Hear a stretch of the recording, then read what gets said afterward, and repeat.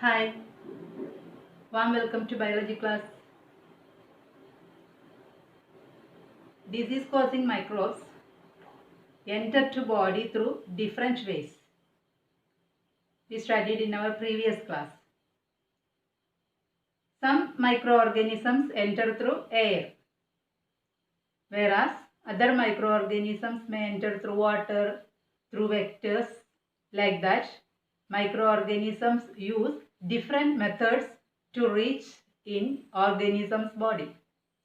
After entering in the body, they go to different target sites and cause different types of diseases. Today, we have to study the treatment of diseases.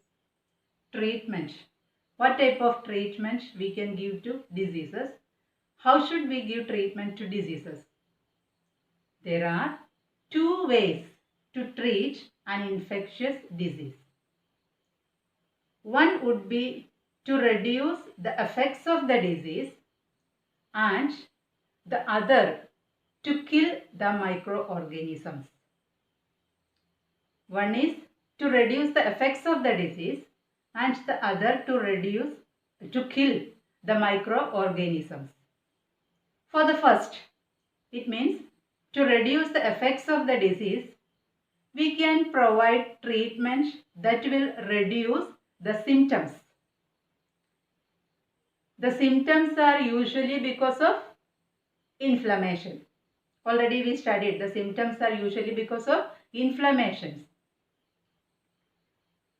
To reduce the symptoms, we have to take medicines which may reduce fever, it may reduce pain, it may reduce swellings or reduce loose motions, vomitings, etc.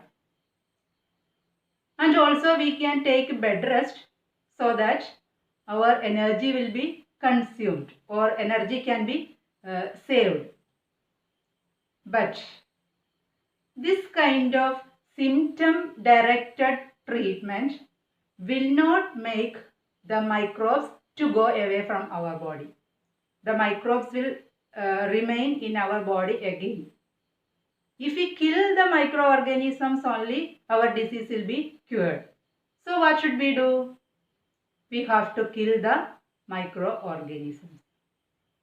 How can we kill the microorganisms? Already you studied in each and every microorganism's body. We know there are different types of microorganisms, different groups of microorganisms like viruses, bacteria, fungi, protozoa, etc. In each and every type of microorganisms, there are different biochemical pathways in their body. They have different biochemical pathways. If we can kill or if we can destroy these biochemical pathways, the microorganisms will be spoiled. In order to destroy these biochemical pathways, there are different types of medicines. For each and every type of microorganisms, there are different types of medicines to spoil these biochemical pathways. If we take such type of medicines, these microorganisms will be killed and we can get cured from this type of microorganisms. So, which will be better treatment? Yes, of course, the second type of treatment will be the better. It means we have to kill the microorganisms, then only we can get complete protection from the disease. But it is important to know that prevention is better than cure. We have to prevent the disease. Why is it telling so? Prevention is better than cure. If someone gets a disease, his or her body functions are damaged and may never recover completely. If it is a serious disease, it will be very difficult to recover. Sometimes treatment will take time. It means sometimes the person may become bedridden. and it may affect their financial condition also. The person suffering from an infectious disease can serve as the source from where the infection may spread to other people, or he may be a cause for infecting the disease. The person suffers from infectious disease, he will be acting as an agent to spread disease from one person to other person. Now, you might have understood prevention is better than cure. We have to prevent the disease. To prevent disease, there are two ways. One is the general way and the other way is the specific way. The specific one specific to each disease. The general way and the one specific to each disease. The general ways of preventing infections mostly related to preventing exposure.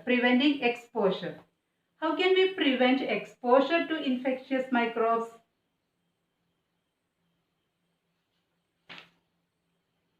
Some microbes are airborne microbes. For these microbes, we can prevent exposure by providing living conditions that are not overcrowded. Some microbes are waterborne microbes.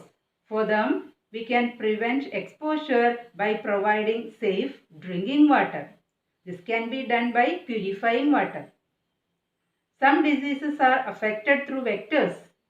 For such infections, we can provide clean environment. This will not allow the breeding places of different flies, especially mosquitoes. It means we have to control their spreading. Microorganisms spreading should be controlled. Public hygiene or cleanliness is very important for this. We can say public hygiene is the basic key to the prevention of disease. Public hygiene is very important to prevent disease. The other thing is, to get protection from microbial disease, we should have a healthy immune system. The immune system should be healthy. To get this, there should be the availability of proper and sufficient food to everyone. These are the general ways. What are the specific ways? This is a peculiar way of the immune system to fight against the microbes. The immune system is getting some power to fight against the microbes, and this power is attained through immunization program. Immunization is it's a common program in our country.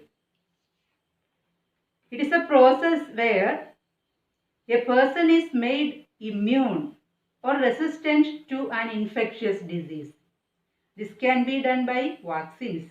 These vaccines stimulate body's immune system to protect the person against that particular disease. We can say immunization is vaccination, taking vaccines to kill the microbes. In small age, sometimes you might have taken vaccines against some diseases. Actually, through vaccines, some microorganisms are sending to our body. In future, our body will get some power to protect from these particular types of microorganisms. It means when vaccines enter in our body can produce antibodies to fight against these microorganisms. There are vaccines for different types of diseases like polio, diphtheria, whooping cough, etc. Polio vaccine. In small age, you might have taken polio vaccine. It's a common program in our country. So, from today's class, you might have understood the methods of treatment. How can we give treatment to a disease? and also how can we prevent diseases.